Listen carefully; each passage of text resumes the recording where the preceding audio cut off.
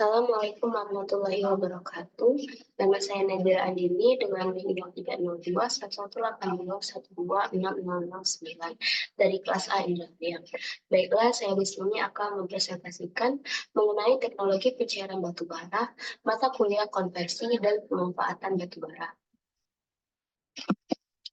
Untuk pembahasan pertama yaitu apa itu pencairan batu bara atau coal liquefaction. Pencairan batu bara atau coal liquefaction adalah suatu teknologi proses yang mengubah batu bara dan menghasilkan bahan bakar cair sintesis. Batu bara yang berupa padatan diubah menjadi bentuk cair dengan cara mereaksikannya dengan hidrogen pada temperatur dan tekanan tinggi. Selanjutnya yaitu peklasifikasian proses likuifaksi batu bara. Yang pertama yaitu ada indirect liquefaction process atau indirect coal liquefaction atau ICL. Untuk prinsipnya secara sederhana yaitu mengubah batu bara ke dalam bentuk gas terlebih dahulu untuk kemudian membentuk singas atau campuran gas CO dan H2. Singas kemudian dikondensasikan oleh katalis atau proses Fischer-Tropsch untuk menghasilkan produk ultra bersih yang memiliki kualitas tinggi. Untuk yang kedua yaitu direct liquefaction process atau direct coal liquefaction atau DCL. Untuk proses ini dilakukan dengan cara menghaluskan ukuran butir batu bara, kemudian slurry dibuat dengan cara mencampur batu bara ini dengan pelarut. Slurry dimasukkan ke dalam reaktor bertekanan tinggi bersama-sama dengan hidrogen dengan menggunakan pompa. Slurry kemudian diberi tekanan 100-300 atm di dalam sebuah reaktor, kemudian dipanaskan hingga suhu mencapai 400-480 derajat Celcius. Dan selanjutnya yaitu proses pencairan batu bara. Proses pencairan batu bara Busanto DKK pada tahun 2015. Yang pertama ada pirolisis. Pirolisis adalah proses dekomposisi kimia dengan menggunakan pemanasan tanpa adanya oksigen. Batu bara dipanaskan mulai dari 375 derajat Celcius, tekanan bisa bervariasi. Tanpa oksigen disebut juga karbonisasi seperti di atas, menghasilkan char plus liquid plus gas. Bisa juga dengan kondisi kaya hidrogen atau hidrokarbonisasi. Proses ini sederhana, tapi tidak efektif karena dominan menghasilkan char daripada liquid. Untuk yang kedua yaitu solvent extraction. Batu bara dicampur solvent untuk menghasilkan liquid dengan adanya transfer hidrogen dari solvent ke batu bara atau dari gas hidrogen ke batu bara dengan temperatur sampai dengan 500 derajat Celcius. Tekanannya bisa bervariasi sampai dengan 5000 psi. Solvent bisa berupa batu bara cair hasil proses sebelumnya atau proses petroleum atau bitumen heavy oil. Untuk yang ketiga yaitu catalytic liquefaction. Penggunaan katalis untuk menambah hidrogen ke batu bara. Katalis ini bisa berupa iron oxide, zinc klorid, tin klorid, dan lain-lain, tanpa harus tetap ada suplai hidrogen. Untuk yang keempat yaitu indirect liquefaction, meliputi dua tahap konversi. Yang pertama, batu bara direaksikan dengan uap air dan oksigen untuk menghasilkan gas terutama CO dan H2. Yang kedua yaitu kemudian ini dimurnikan atau membersihkan es, N, dan lain-lain. Hasilnya direaksikan dengan katalis untuk dikonversi menjadi cair. Kadang disebut proses Fischer-Tropsch. Bisa juga dikonversi untuk menghasilkan metanol. Baru kemudian metanol dikonversi menjadi liquid. Nah, yang selanjutnya yaitu faktor yang mempengaruhi pencairan batu bara. Buson, Mas Duki, DKK pada tahun 2001. Faktor pencairan batu bara itu yang pertama itu ada waktu. Semakin panjang waktu untuk bereaksi akan memberi kesempatan lebih besar bagi zat-zat reaksi untuk saling bertumbukan. Yang kedua yaitu tekanan. Tekanan berpengaruh terhadap kecepatan reaksi, kemudian tinggi tekanan, maka kehilangan berat batu bara semakin kecil. Selanjutnya suhu. Semakin tinggi suhu hasil minyak dan gas akan makin meningkat. Selanjutnya pelarut. Sifat pelarut yang karakteristik berpengaruh besar terhadap dasar cair yang diperoleh pada likuifaksi batu bara sehingga diperlukan pemilihan pelarut yang tepat. Terus karakteristik batu bara. Karakteristik batu bara berkaitan dengan kualitas batu bara yang akan mempengaruhi hasil yang diperoleh dari likuifaksi batu bara. Selanjutnya ukuran batu bara. Semakin kecil ukuran butir, pelarutan batu bara semakin baik dan berjalan cepat, sehingga mempengaruhi kecepatan reaksi keseluruhan.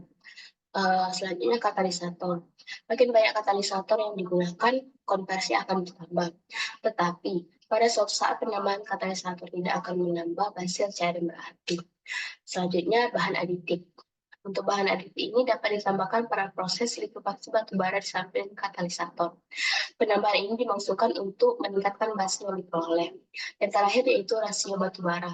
Rasio batu bara atau pelarut yang digunakan mempunyai peranan penting dalam menaikkan konversi produk yang dihasilkan. Selanjutnya yaitu mekanisme hipotetikal proses pencairan batu bara. Tahap yang pertama yaitu tahap destabilisasi. Pada tahap ini merupakan tahapan awal yang dilakukan sebelum tahapan pemutusan ikatan secara thermal. Tahapan ini dimaksudkan untuk mengganggu kestabilan ikatan senyawa kompleks batu bara sehingga akan melemahkan energi ikatannya. Proses ini berjalan pada temperatur 200-300 derajat Celcius.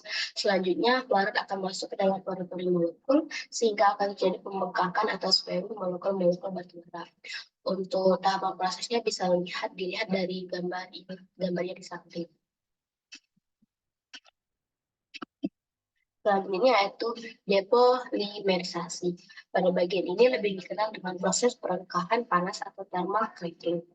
Batu bara yang telah mengalami proses pembengkakan atau sparing dengan bantuan panas dari luar dan juga katalis akan membantu pemutusan ikatan antar molekul-molekul batu bara. Tahapan thermal cracking didahului oleh ikatan inisiasi dengan pemutusan secara homolitik menjadi radikal-radikal bebas.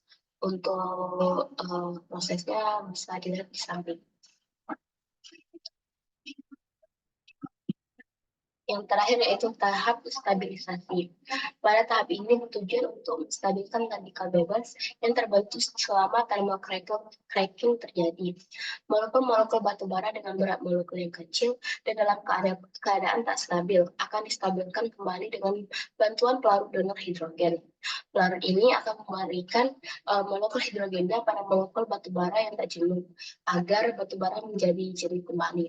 Selain memberikan donor hidrogen, juga berkontribusi membentuk radikal lain yang akan berikatan dengan radikal dari hasil dari proses thermal cracking, sehingga dapat saling menstabilkan. Proses ini berjalan pada temperatur panas sampai 15 derajat Celcius. Untuk tahapnya bisa dilihat gambar samping.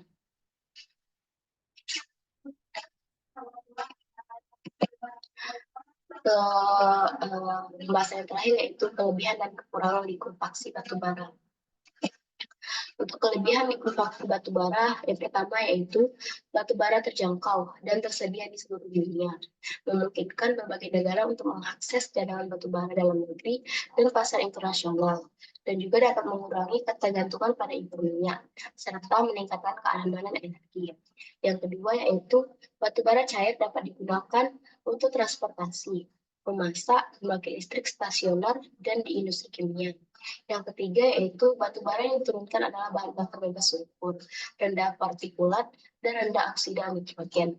Dan yang keempat yaitu bahan bakar cair dari batu bara merupakan bahan bakar olahan yang ultra bersih, dapat mengurangi risiko kesehatan dari polusi udara dalam ruangan.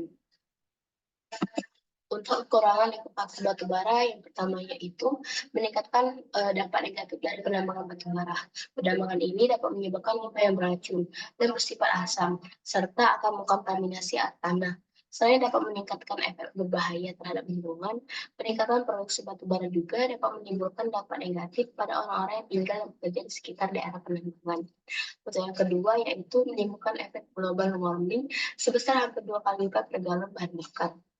Proses konversi yang tidak efisien, sifat batu bara kotor, dan kebutuhan energi dalam jumlah yang sangat besar tersebut menyebabkan batu bara cair menghasilkan hampir 2 kali lipat emisi penyebab global warming dibandingkan dengan emisi biasa. Baiklah, itu saja yang dapat saya sampaikan. Mohon maaf apabila ada kesalahan dalam pengucapan. Saya akhiri. Wassalamualaikum warahmatullahi wabarakatuh.